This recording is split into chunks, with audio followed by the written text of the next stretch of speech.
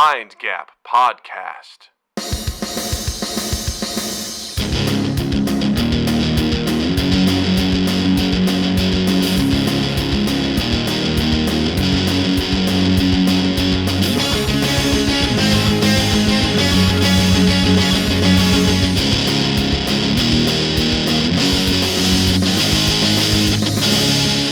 Hey everybody, welcome to Mind Gap Podcast. I'm Doug. I'm Justin, and Doug, oh boy. All right.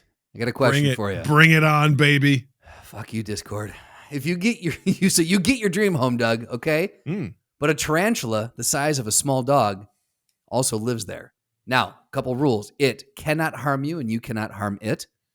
You can't trap or move it outside. If you do, it just teleports right back in, and it eats left out food and it leaves doors open as it roams. Do you still take the home? So, Practical Doug has considered this. And Practical Doug thinks a couple things. One, Did Practical Doug consider this before this question was asked? Is this something Practical This is something I've thought about for at least 2 years. Got it. Okay. Good to know. Good to know. Dream home. Okay, fine. You can always find another home. You know what I mean? Because here's the thing, Justin. Here's the thing. That's perfect for Practical. You can always find another home. Here's the thing. By itself, could I tolerate it? Yeah. Yeah. Because if it's not going to do me any harm, like, fine. It's going to be annoying because it leaves fucking doors open and shit like that and whatever. I'm not going to harm it, whatever. Your social life at your home goes to zero at that point in time. One's coming to... Natalie's friends not coming over to our house. Just straight up not coming over to our house. Like, ain't happening. All right. Well, let me ask a qualifying on this. It says it can't harm you and you can't harm it. Can it harm other people though?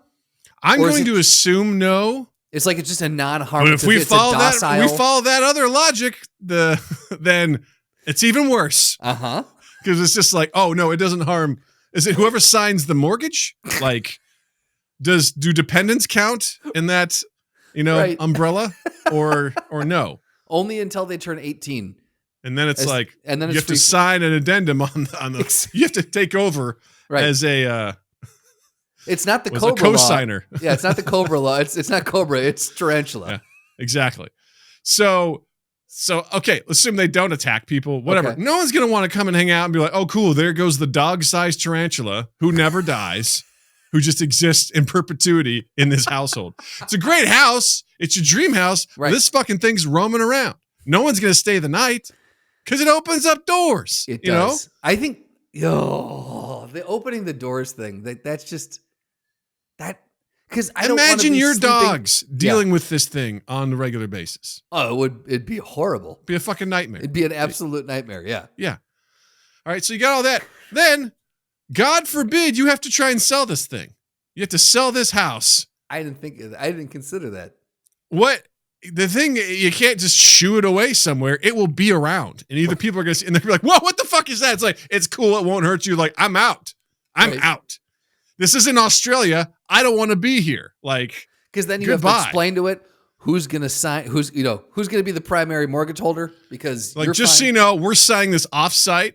Because I don't want to be hurt or harmed by this thing once I transfer it over to you. Exactly, okay? Yeah. Also, you take possession of the house immediately. My stuff's already moved out. Yeah, I've already moved everything out. That's why it is as it is. So, whatever I don't want, I'm leaving here, and it's up to you. Take it or leave it. You and the spider. Yeah. Yeah. So those two things by itself just makes it a bad investment. I don't care if it's your dream house. Again, you can find other homes. Do you think the spider leaves webs everywhere? Like, is it messy? Oh, I'm assuming if it's a tarantula the size of a small dog, which by the way, what are we talking? We talking Chihuahua? We talking Corgi? Right. Either Maltese, way, where are we at? It sucks. So I'm assuming it's going to exist like a regular tarantula outside of the fact that it wanders and it eats left out food, Yeah. So think about that then. When you're going to clean your house, you're constantly cleaning up. Like you think cobwebs are annoying.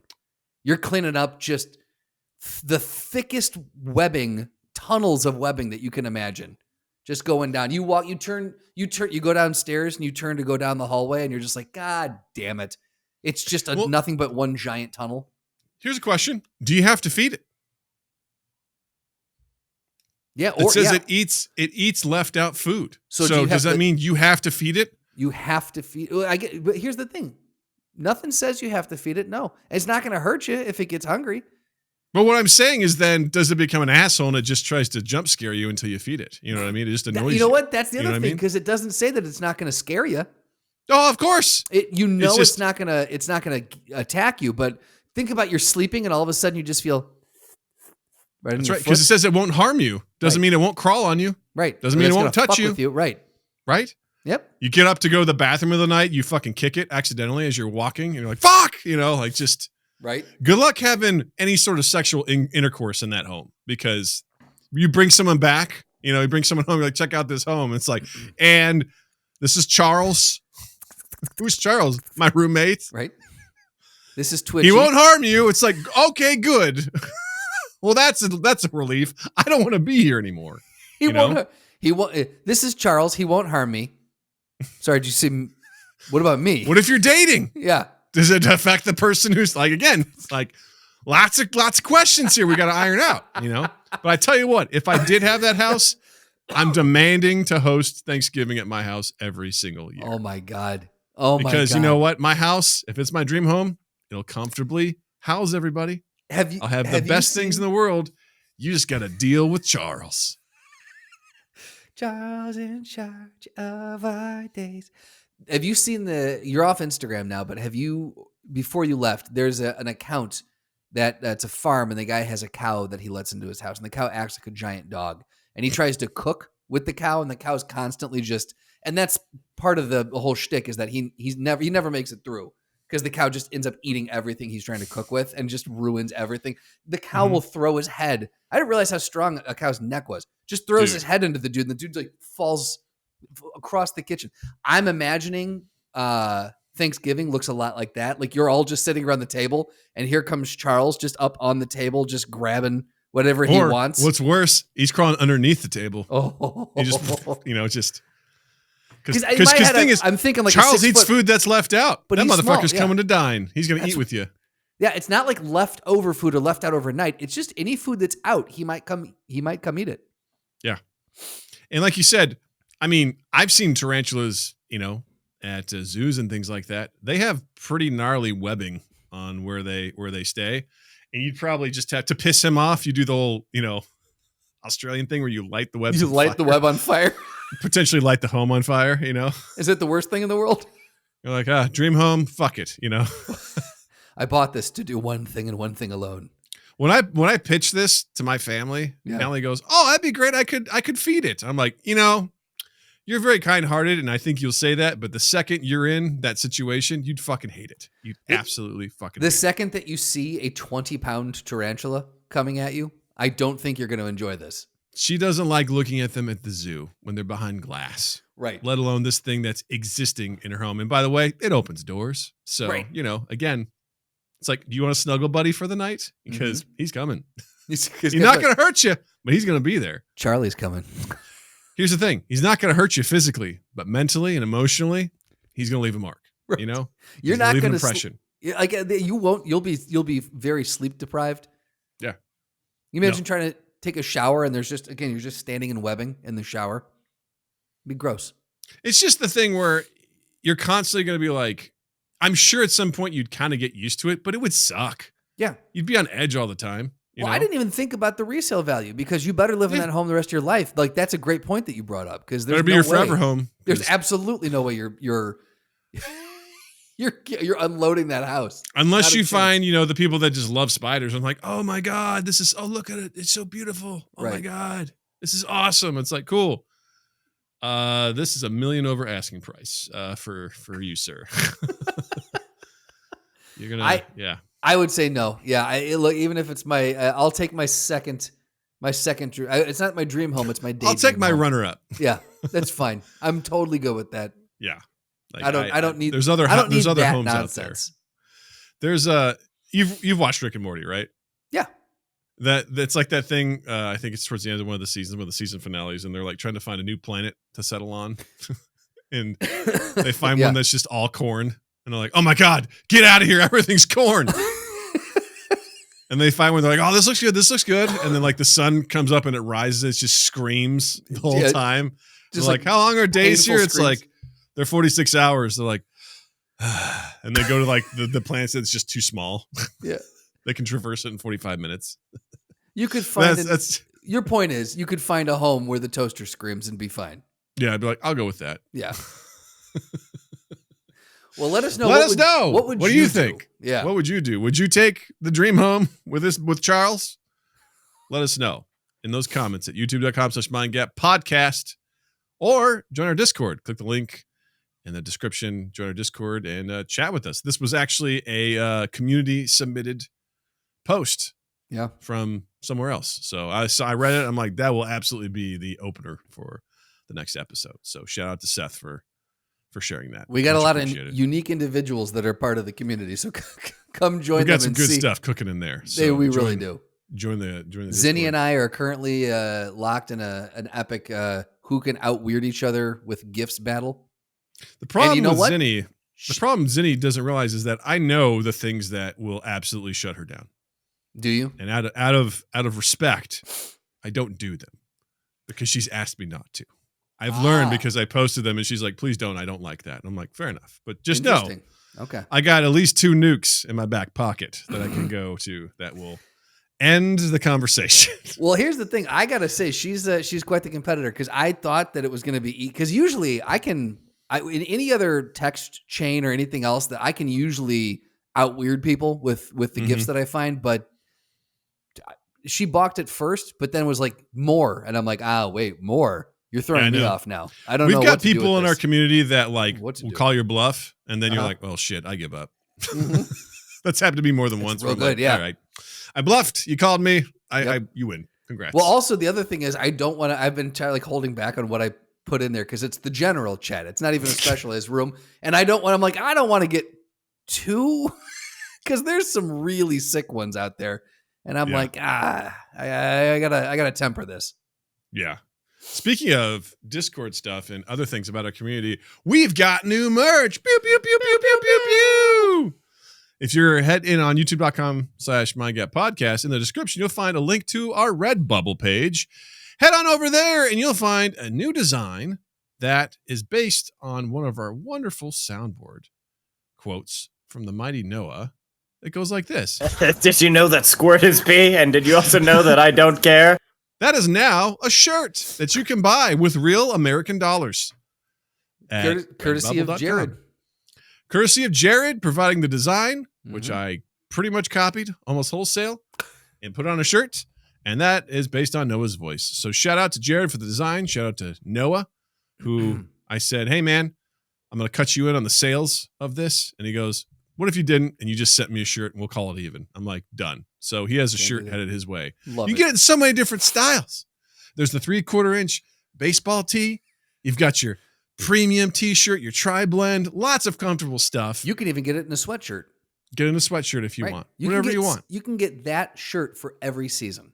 I just got to say, it's tastefully done. So check it out. Redbubble.com. Search Mind Gap Podcast and you'll find Did You Know That Squirt Is Pee? And Did You Know That I Don't Care? T-shirt available now. God bless America. God bless America. Whew. All right. We got another great episode primed and ready to go this week. I'm super pumped. This is what we are calling the Fantasy World Survival Test. Could you actually make it? So, here we are, gang. We are going to be talking about dropping ourselves into fantasy worlds, make-believe worlds, as ourselves. No cheat codes, no magical powers unless we earn them. And we can pick one skill to bring with us, like archery, cooking, sneaking around, whatever we want. Can I ask a question? And then from there, we have to decide as ourselves, what's our survivability in these fantastical realms? Justin, you had a question. I do. I want to clarify something. So when we're saying we get to pick a skill to bring with us, is this a skill that we currently possess and we can choose? Or is it like Matrix style, I'm going to download one skill? You can download one skill. You can download one skill and you're expert at the thing. Correct. You can take it with you. All right. That's what I wanted to know, where we were at. What skill level? Okay. That's right. All right. So we're going to start things off with a classic one. It's on the top of everyone's mind. We're talking Middle Earth from Lord of the Rings. So we're just dropping ourselves into Middle Earth, which is riddled with plenty of peril, depending on where you're going in. We could just say it's like the movies or the books. You've got orcs rampaging, Uruk-hai, who can travel during the day. You've got goblins. You've got, the dragons do exist in this world, depending on how far back you go. You've got trees. You got ents that are wandering around doing shit. Wizards. Wizards. You've got Nazgul.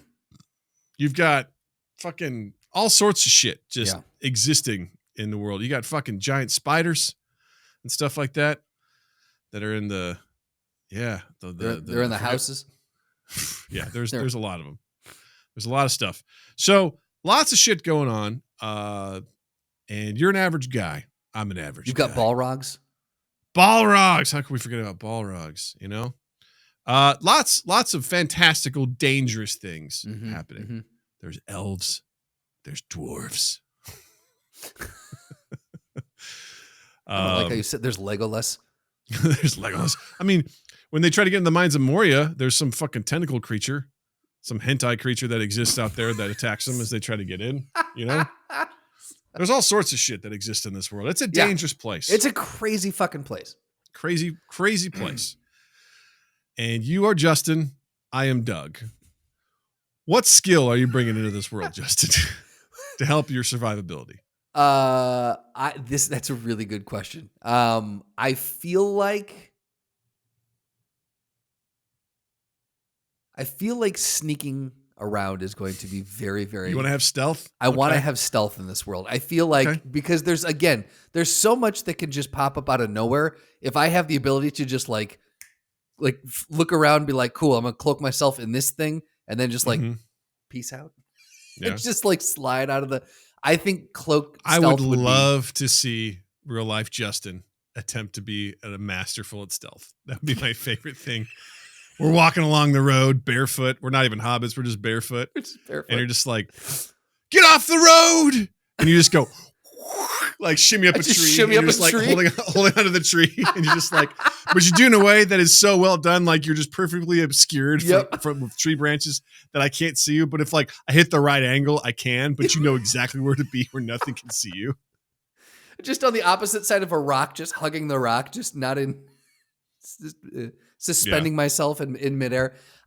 Are we on the trek to Mordor? Are we going there? We'll get to that. Because that changes might be what I bring. But like just in general, I think stealth would be good in this world. So if general setting, what would you bring? I'm trying to think if I just go with like an attribute like strength, right? Like I'm very strong. Okay. You know, I'm very strong, like super unusually strong. I wouldn't say like super, but like. Could you, the tree that I shimmied up, could you rip the thing out of the ground with your bare hands? That strong. Not quite as strong as that, but enough that if I punch it a few times, you might lose some balance and fall out. I got you. know? Okay. But have some powerful strength to bring it. Because I feel like in that world, you got to have some sort of, I like the idea of defensive, like I'm going to try and hide. And I'm like, I'm going to punch you so hard, I'm going to break your ribs. Like, right. That's fair. In one punch sort of situation where I could at least defend myself. I do feel like it's hard to avoid confrontation in that world. So yes, I think that having something to fall back on like strength is a good call. Yeah. I don't know how to use swords. Like I could try, but I'm not a skilled swordsman or whatever. But you know, if I pick something up and try to smash someone with it, you know, maybe it'll help. You know, get myself a mallet, two-handed weapon, just smash. Start swinging them around. Yeah. So, question is, do you think you could survive the trek to Mordor? Could you take the path with my sneaky? Yeah, with your sneaky. Not a chance.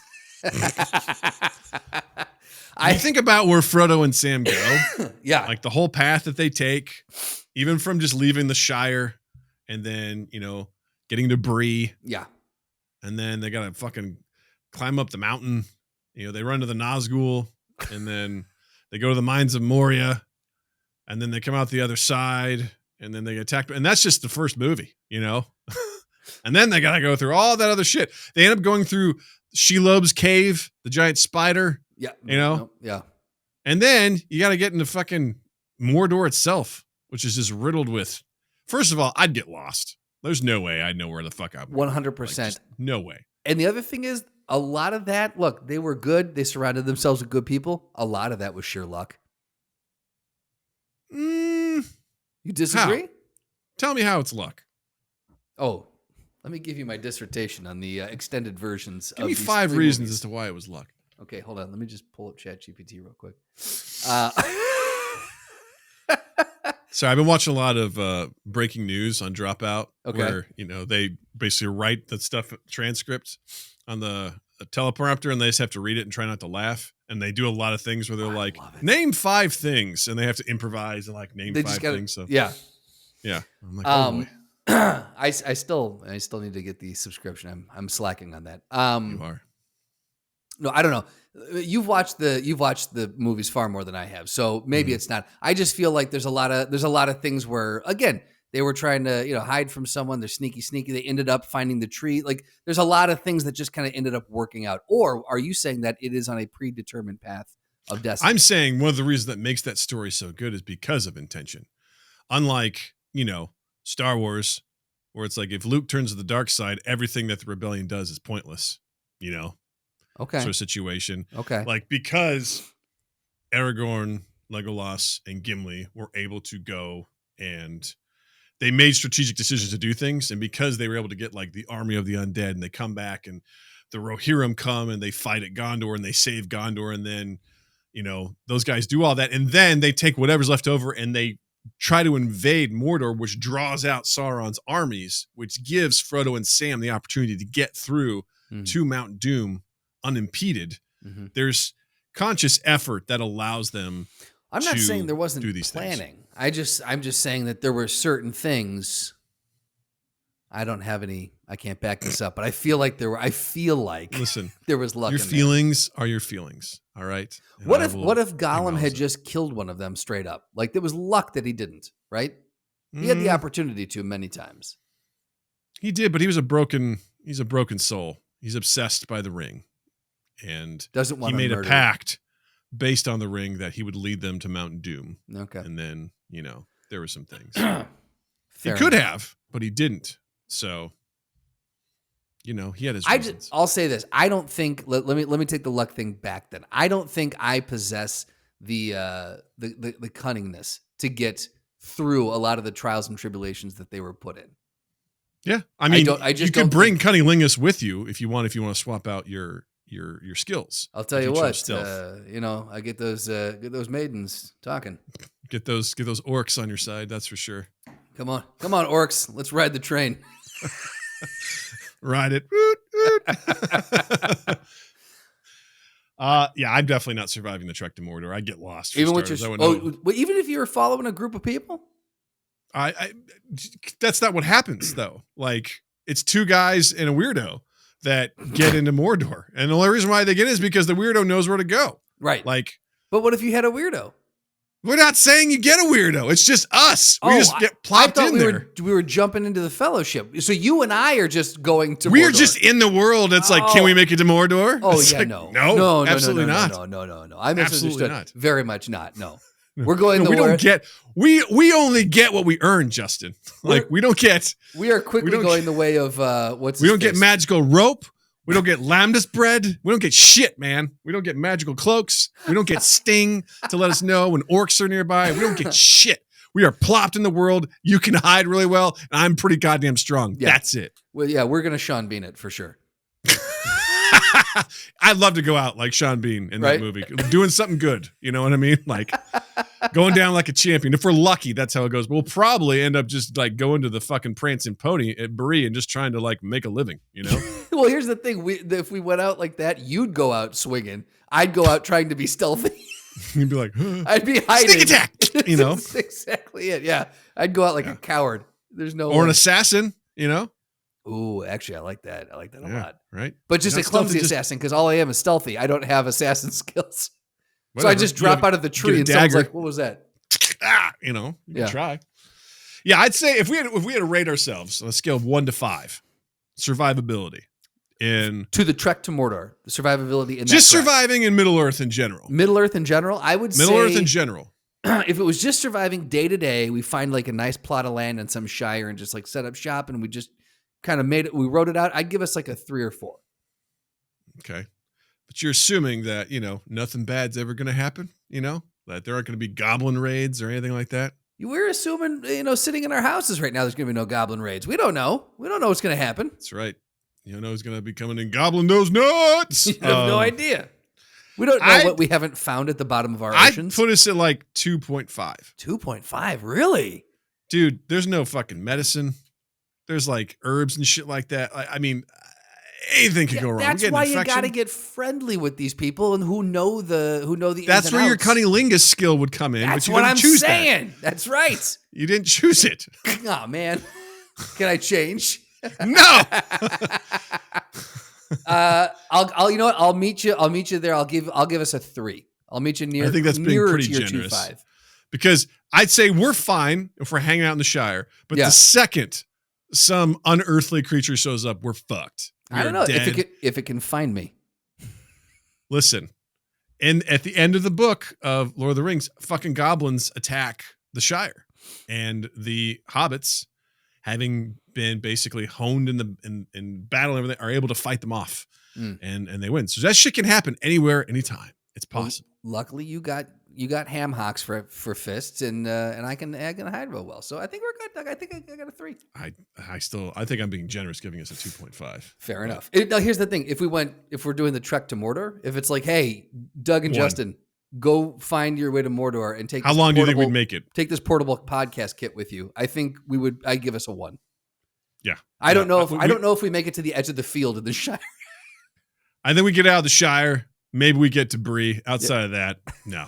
It's a crapshoot. We roll the dice every day, and the dice, the difficulty check gets higher every day. Absolutely. So, yes. Yeah. We'd starve probably. All right. Let's go on to the next one here. Westeros, Game of Thrones. Okay. Similar sort of element, right? We've got some fantastical elements. Not a lot, but they do exist. There are there are dragons, depending on what period you're looking at, but the dragons do exist. Accurate. We got maybe a little bit of magic going on. A little bit of magic.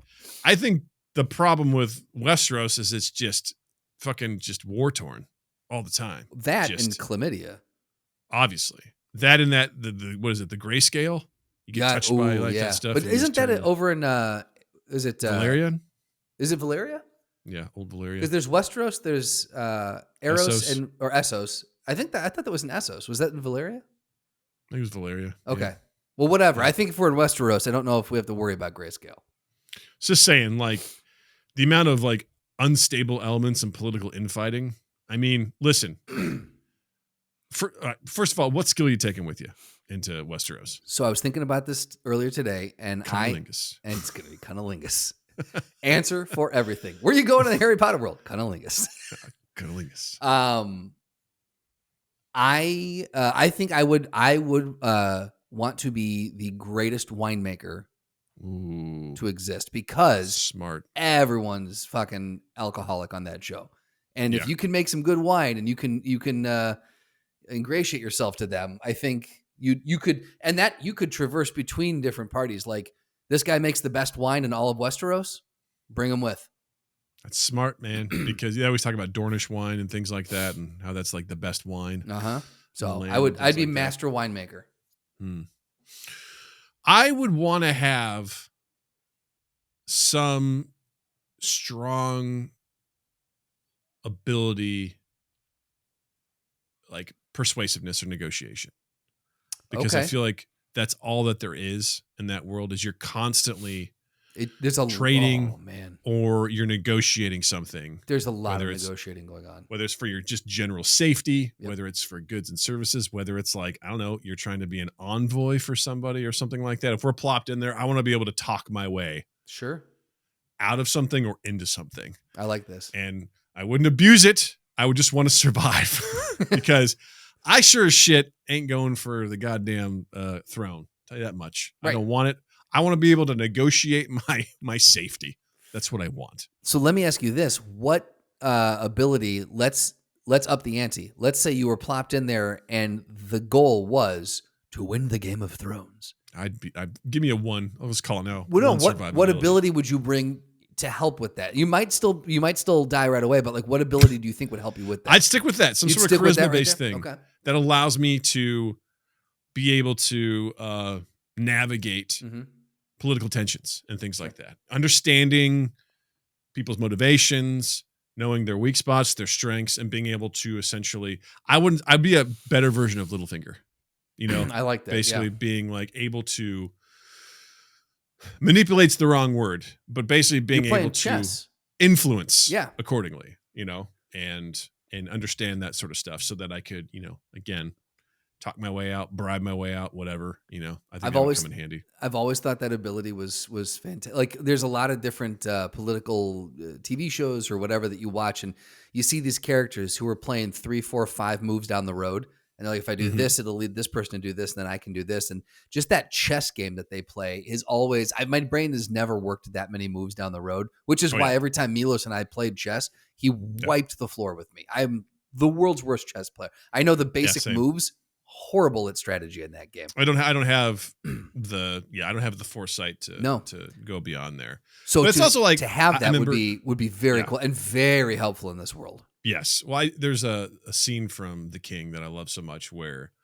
King Henry the Fifth is in a tent, and the Prince of France is coming to visit them after they've invaded France.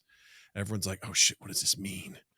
I mean, he could be coming to surrender. He could be doing this. And they turn to Joel Egerton's character who plays Falstaff. And he's a guy who used to be in the army and whatever, and then he's kind of become like a bit of a brigand and raiding and stuff like that. And Henry V brought him on because he's a friend, and he's the only person he trusts, and he's like expects him to have counsel. And he's like, you know, Lord Falstaff, what do you think of this? And he just sort of like, he's like staring off. He kind of looks up and he's like, I've never met the guy. Couldn't speak for his intentions. And that's all he provides to the situation. But what I love about that is he's like, I'm not going to guess at why this guy's coming. I don't know him. Right. I don't know why he's coming. I'm not going to add to any sort of theories because I don't know the guy. To guess would be just a fool's absurd. errand. Yeah. Like, why would I waste time trying to guess when it could be any reason? But someone with an ability and understands that stuff could be like, well, here's some things I could think of as to why he's coming here, and here's how we could handle each situation. Being able to strategize, I think, would be really, really important. Right. Let's play this out. Absolutely. That'd be very, very, very useful. I still would stick with Winemaker. No, I don't get me wrong. If I was trying to ascend to the top, so smart, because not only could you amass wealth, but you could amass influence. You could amass connections. That's a smart way to do it. You get people liquored up, they start getting loose tongues. You know, they're that dude. You could be like, you could know secrets about people. Right. You know what I mean? You could hire people accordingly. You could place people in spots to learn secrets. You could be the secret master. Here's the thing. I feel like you and I, again, would need to team up, because if I know winemaking, I don't have the I don't think I have the forethought to play that game. So you'd have to bring we'd have to go into business together. It'd be we would Mind Gap Winery. Open up several, like, we'd have the winery, then we'd also have our own taverns that we'd franchise out, and we would staff them with our agents to gather information and intelligence. Now we're talking accordingly. And we basically keep ourselves alive with wine profits and secrets. Exactly. So that's how we work it. I'm actually, you know what? I'm gonna give us a 4 in Westeros. I'm gonna give us a 3. Okay. Okay. Because we get infections and shit happen. There's not a lot of great. I love that it always comes down to can we handle the bacteria in the food? There's infections that happen. I love that is every time it comes back to that for you. Hey man, the one wrong move, you're dead. And they have meisters, sure, but they're not that great. You know, they have limitations. You know, that's fair. We all have our limitations. All right. Let's move on to Forgotten Realms, which, for those of you who don't know, is the world of Dungeons and Dragons. There's an official world, so to speak, and it is the Forgotten Realms. Oh, wait, I'm sorry. So maybe I misunderstood. So Forgotten Realms is where D&D's hard stop takes place. Yes. Again, Oh. I'm sure someone out there will be like, it is generally the canon world. Of course, stuff takes place elsewhere and you can write your own shit. And some campaigns take place in other whatever. Like Ohio. One of the main places where things take place is known as the Forgotten Realms. Got it. So that is where this takes place. Okay, that makes way more sense because I thought I had to have like very like hyper specific knowledge of this. So now basically it's just you're in D&D. Yes, you're in the world. This is one of the places you can play in D&D. It's one of the probably the most well-known ones that you can play in. Cool. This is probably one of the most terrifying ones we've talked about thus far. Yeah. It far beats out Middle-earth. It beats out Westeros for a number of reasons. Number one, this world is riddled with endless amounts of monsters that there's mimics. Mimics can be anything. They can be any piece of furniture or anything, and those things will try to eat you. Gelatinous cubes exist. It's a slow-moving thing of Jell-O, and if it gets you, it basically sucks you in and it dissolves you.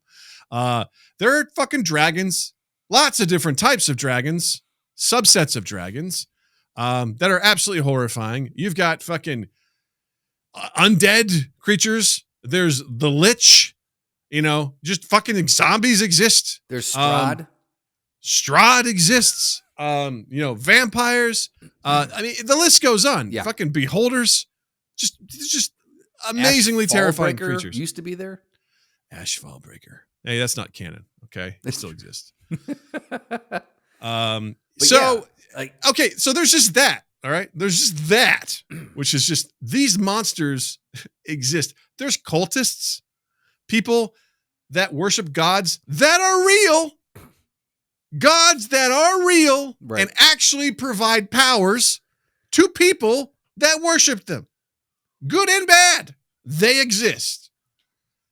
That alone is like, holy shit, magic is real. And in this world, there's a spell called Wish that exists.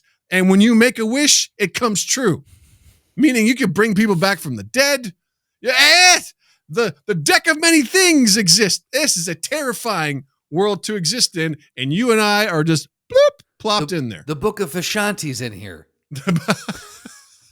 There's so much shit that takes place in here. So, what skill are you bringing in with you, Justin? Here's the thing. I'm bringing in no skill, and the minute I land, I'm ending it. This is how you ending it, Justin? This is a waking nightmare. Yeah. You walking into a big old giant spider nest to end it? Because those exist. I don't want that. Yeah. Giant spiders exist. Banshees exist. Just the list goes on and on. All right. Let me ask you, with the skills, can we bring quote unquote magic? No, you have to earn that shit.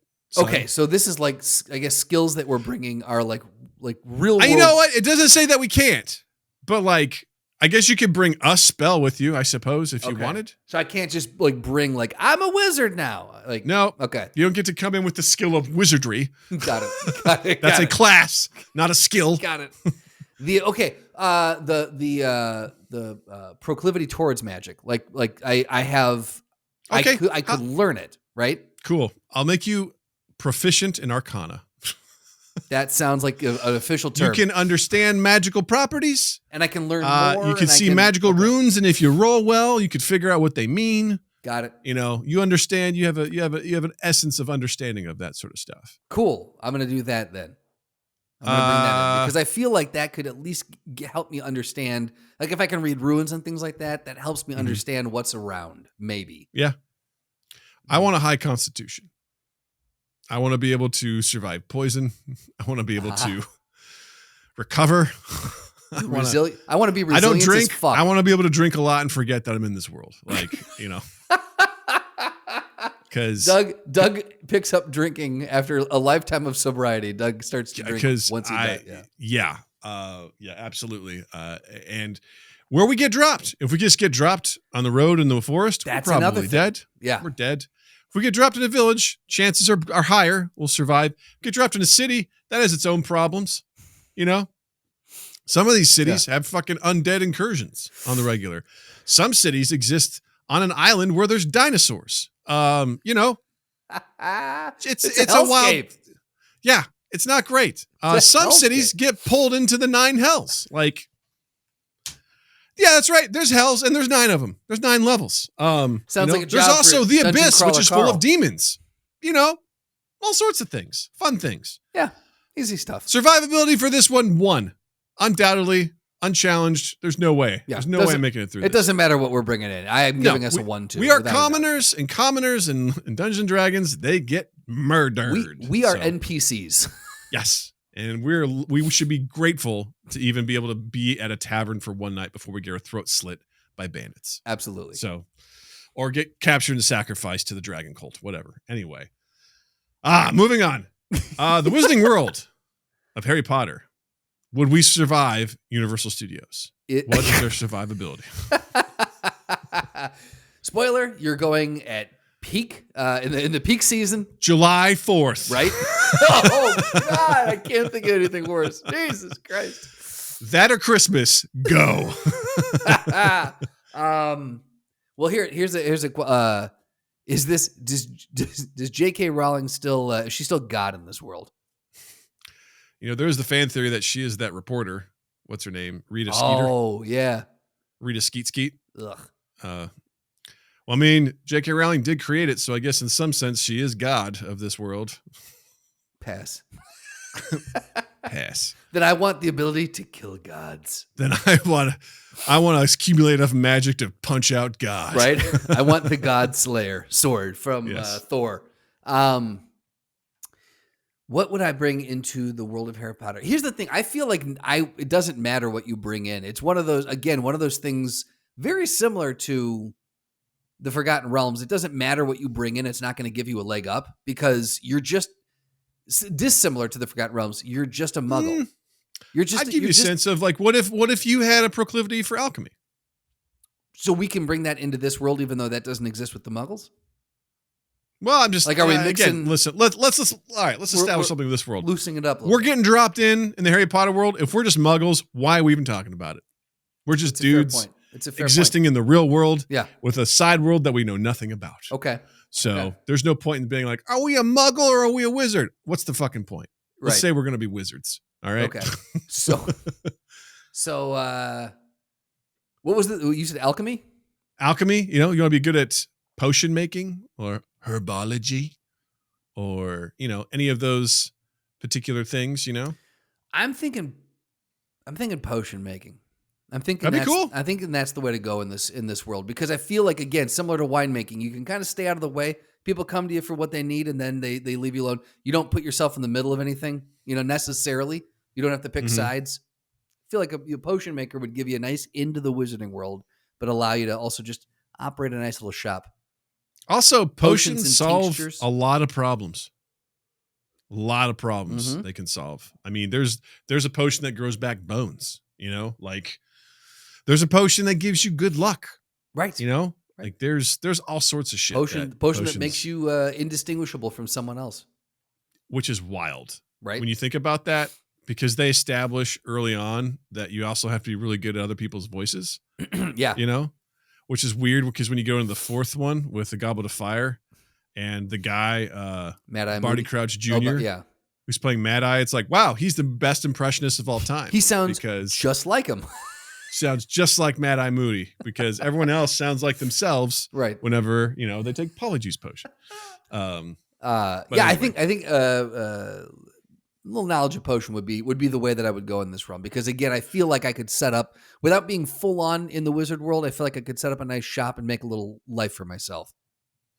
I think this world is less dangerous. It's still dangerous. It's I not as agree. bad as the other places we've talked about. I mean, you've got centaurs, you've got giant snakes that But turn as people long- to stone. As long as you're not like running around the woods, I think you're fine. Yeah. Like if you're dropped in anywhere to the city, you're dropped in Hogsmeade. There you go. You're fine. Yeah. You got taverns, you got restaurants, you got I whatever. mean, and magic can be destructive if used incorrectly, right? People can cast a spell and blow shit up, Sure. so that is a possibility. You'd kind of have a tactical nuke in your fingers, But by and That's- large, I feel like most people aren't like There's a civilized in society for the most D&D, part. it is a lawless land, and in Right. the Harry Potter world, I feel like most people are just trying to go about their day. They just also There's a goddamn prison. They can do wizard magic. prison where Yeah. people go when they fuck up. So, and there's police and things Right, like that, right, and right. horror. So there is some semblance of civility and understanding that there are rules and things like that. So in general, it's less intense. I think this is way more survivable. Yes. Like way, way, way more. And it's just a matter of like, yeah, you have to be careful, but also it's kind of like our world. Yeah. So I give us 4 or 5 out of 5. I think we could live full lives. I'd go 4.5 easy. Yeah. Cause like, you know, even if we're just like low level, like we're not even like great magic users, we could totally survive, you know, Just keep your nose clean and go about your Right. business. Yeah. you know what? Cause here's the thing. Wizards still need instructional designers at the end of the day. They That's still true. have to teach. They still have to understand how to teach. Yeah. It exists, man. It There's exists. you and me sitting in a room and we're just using our magical powers to make videos. Yes. That would be it. And also podcasting. And also podcasting. Let's see here. I think we have time for one more. You All right. pick which of these 3 you want to do. Let's go Oz. Okay. Let's go the Wizard of Oz. I'm not as familiar with this. I've watched Wicked Part 1. I haven't seen the original Wizard of Oz in a while. I have really fucked up memories of Wizard of the Oz 2. But There lay was it a out for me. sequel? Yeah, I mean, we talked about this. There's dudes on wheels, like little wheels that they roll around. They're really scary. Like there's a Mad Queen that steals heads and shit in it. It's really This fucked wasn't up. the Wiz though, right? No, no. It's called. I think it's called Return to Oz. Is what it's called. Oh, we Um, did talk about this. Return yeah. to Oz. Yeah, 1985, which puts it right Yeah. in the middle. Yep. Okay. Yep. Now I'm remembering it. Yeah. Yep. I just have visuals of. I remember there being like a long like palace where there's a bunch of different heads and glasses that this lady can put on interchangeably. It's pretty disturbing. 100%. The when I was a pumpkin kid. head guy. Yep. Yeah. Absolutely. Yeah. Yeah, Yep. yeah, Yep. Well, here's the thing. I do feel like we're at a disadvantage because I haven't read them. All I know is from what's in the That's the all you need to movies. know, Justin. There's like 14 fucking books though. There's a lot of lore in this world. Mhm. But I would say, what do you got? You got witches that rule. There's 4 different kingdoms, right? Northeast, Southwest, and then there's Cardinal witches. There's the cardinal witches, and then there's the Oz in the center. You got witches that run each of the precincts, and then you got the wizard Mm-hmm. Yep. who's the quadrants. the quadrants, and you got the wizard who, depending on what movie you're watching, may or may not be a good guy.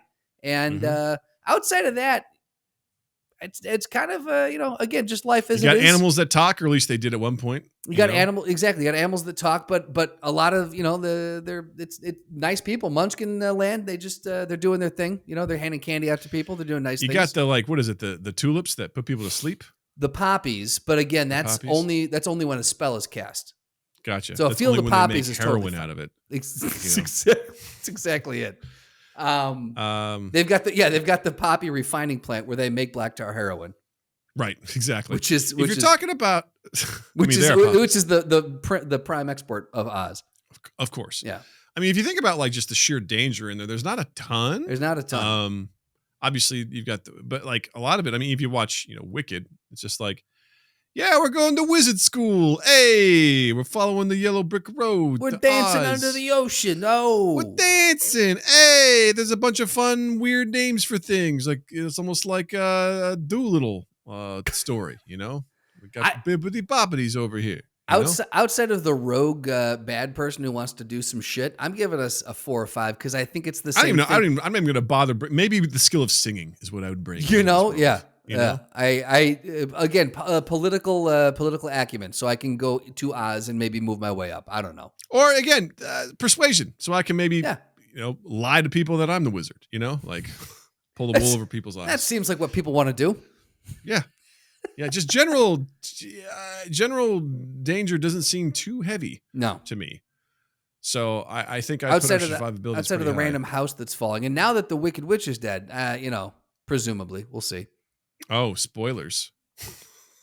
I mean, there's a part 2. Hey, he did it! There's a part 2. Fuck you guys! What do you think's gonna happen in part 2, guys? What do you think's gonna happen? Yeah, if you don't know, fucking read a book.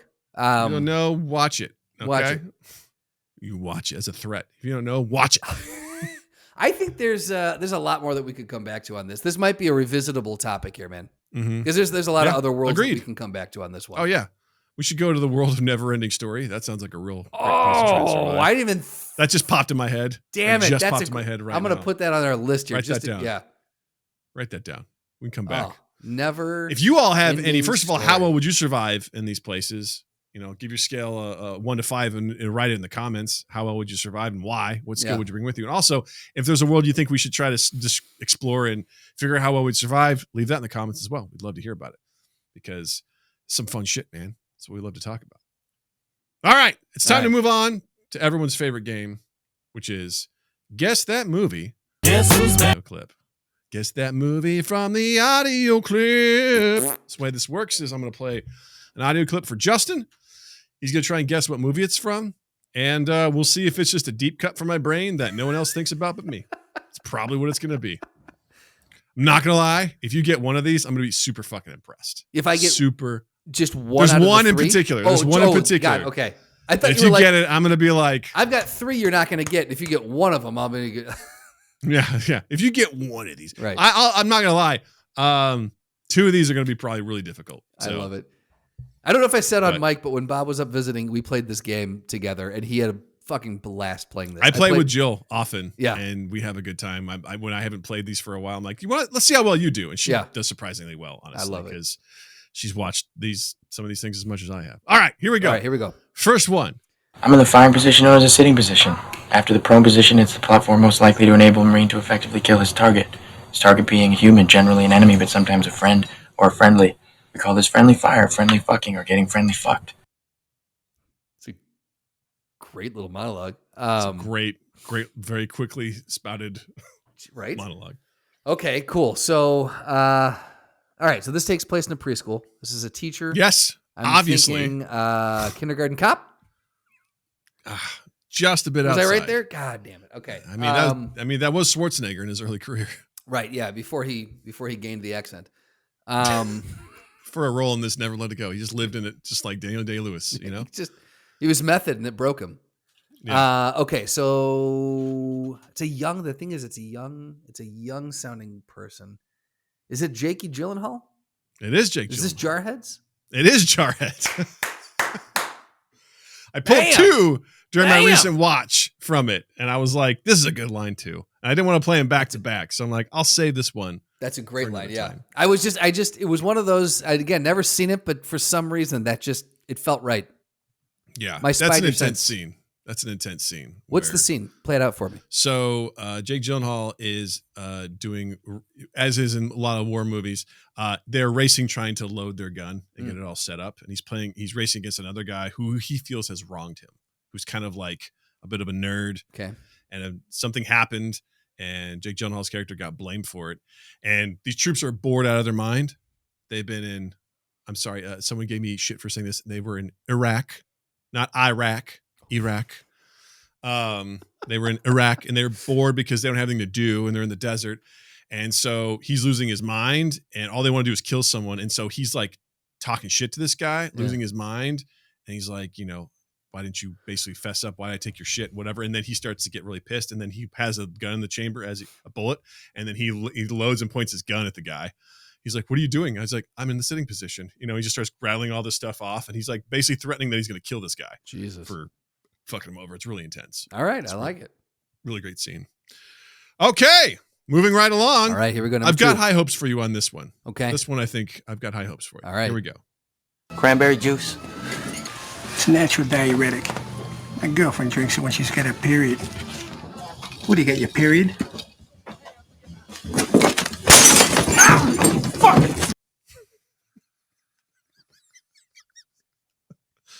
It just makes me happy. This episode brought to you by Ocean Spray Cranberry Juice. What, are you on your period? Well, your period? Okay, so someone who's not taking the jokes too well I want to say it's in the realm of Goodfellas, Casino, Bronx Tale, somewhere in there. You're definitely in the right ballpark. What other? Give it to me again. Okay, here we go. Cranberry juice. It's natural diuretic. My girlfriend drinks it when she's got her period. What do you get, your period?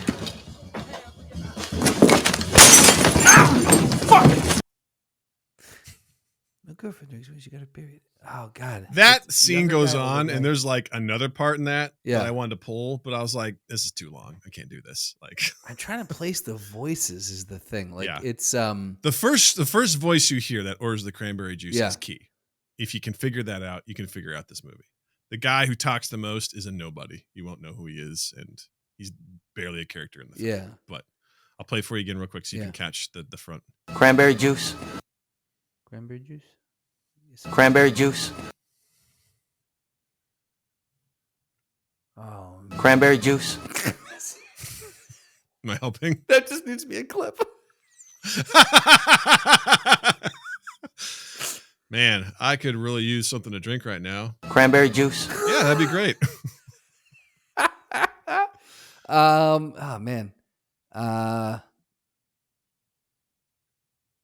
damn it. I'm oh fuck, I'm blanking on this. This will probably help you. Cranberry juice.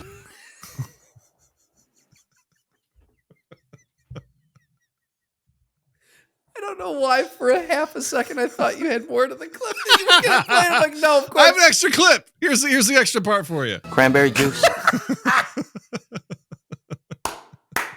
Oh, fucking A. Oh man. All right. I'm Movie came out in stalling 2006. 2006. Oh, Departed? Yeah. I love it when you do that. You're like, oh, Departed. Oh, Departed. I give yeah. you the year, and you're like, oh, I know exactly what this is. It's the fucking Departed. I just need the range because there's so many mob movies. Oh, that's so good. Okay, yeah.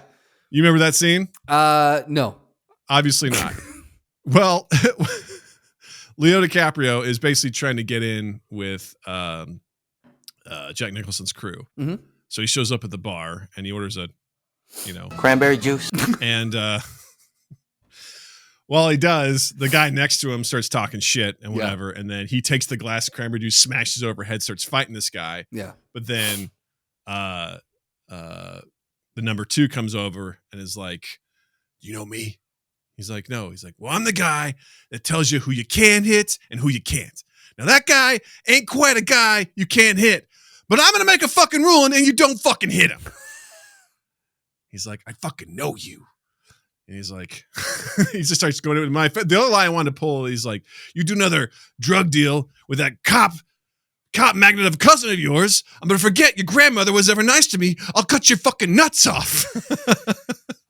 There's so many. There genuinely is so many good lines in that movie. That movie is so good. I just thought of another one I'm going to pull for another. Pull it. I love it. Pull it for, I got to write. I love how your brain works. We're in the middle of the game and you've got another one I got to already. I got to write it down. I love it. Write down. All right. All right. This last one is easily the hardest one. All right, here we go. If you grab this one, it's going to be a big deal. All right. Here we go. Are you ready? Yeah. I'm going to project myself into the mainframe computer. I'll become pure energy. Once I've entered the neural net, my birth cry will be the sound of every phone on this planet ringing in unison.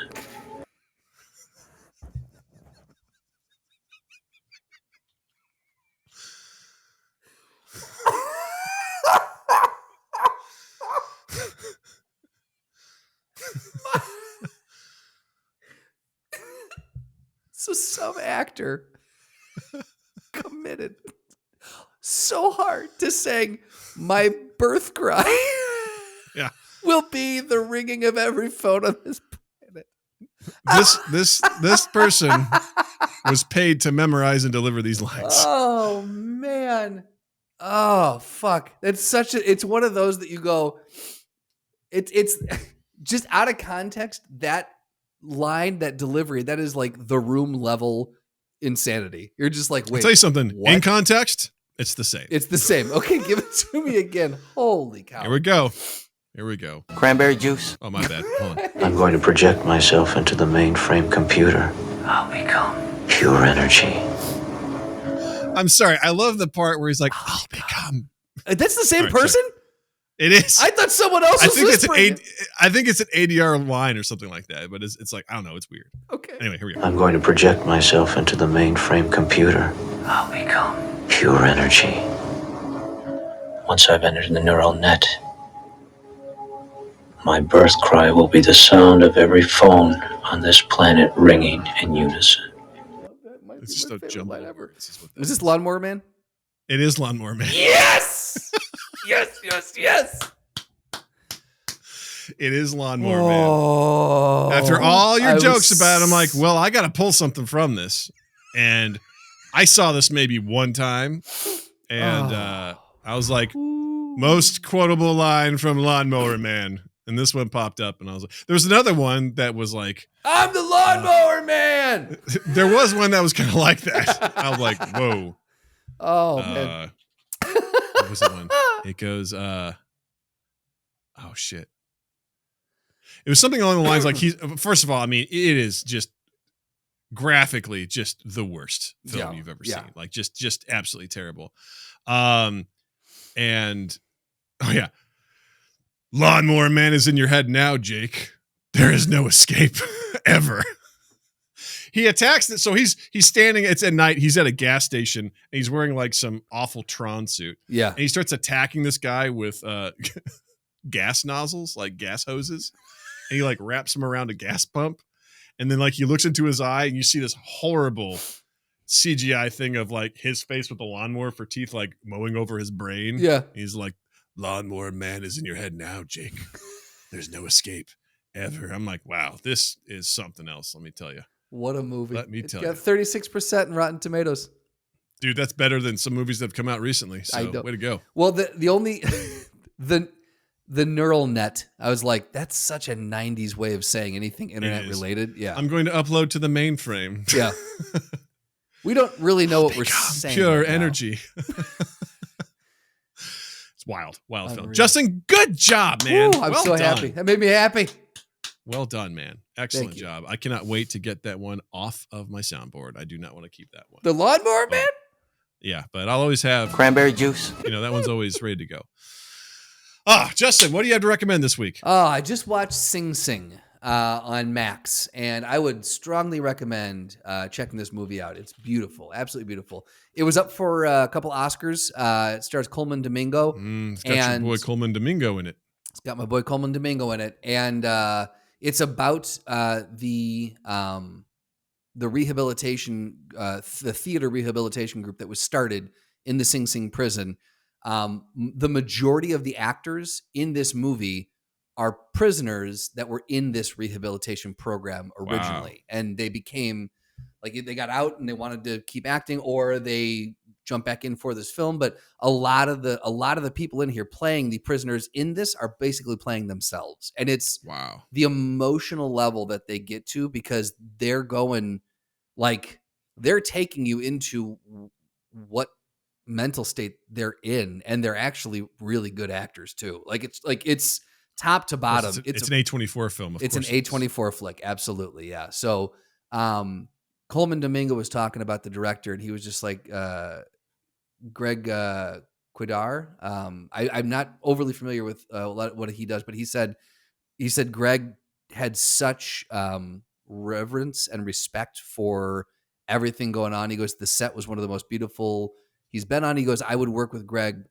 time and time again on any project based off of how this one ran. And I was like, that speaks volumes. So I would strongly recommend watching Sing Sing. It's just, man, I don't know. It's one of those films where I'm happy it got made. I'm like, this film needs to be in the world, and I'm glad it's there. So conversely, this is a 97% in Rotten Tomatoes. So if that tells you anything. I doubt there's any quotable lines from that movie. Dougie, what do you got? I know you recommended this relatively recently, but I just recently watched Conclave. Yeah. Very timely. Yep.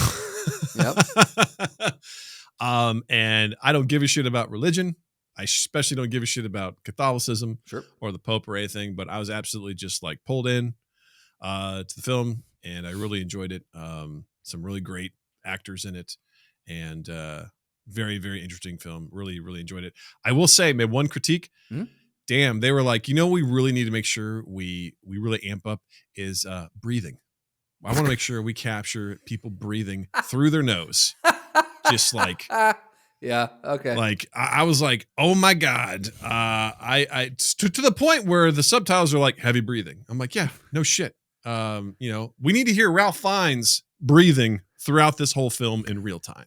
Like, we want a mic right up we need to lob up his nose. Yeah. There's no other way we're going to understand the kind of stress and pressure he's under unless we can hear the breath. Jesus Christ. I got it. Can I make a request? The next time we play this game, can you just pull a clip of him breathing and see if I can get it? I'll just do it from the opening titles. He's walking. It's a 2-hour game. Jesus Christ. It's like, name that nostril. Is that Ralph Fiennes? You got it. You got it. Awesome. Well, gang, thanks so much for hanging out with us. We appreciate you as always. If you're checking us out on YouTube, that's youtube.com/mindgappodcast. Please hit the like button, hit that subscribe button. That is the free and easy way to support our podcast. Also, be sure to check the links in the description for links to our Discord, become a part of the family. Oh, we forgot to do one thing. We forgot to share what other people were going to do for their survivability. Oh, shit. Totally forgot that. My bad. Totally forgot, guys. My bad. But you can contribute to the podcast with our little things we ask of people. You can also check the link in the description for links to our Patreon and also new merch at redbubble.com. Did you know that Squirt is just pee? And did you know that I don't care? Available now at Redbubble. Be sure to check out Justin online as well. On Instagram at Justin_Michael, spelled Mikel. It's the fun way of spelling it.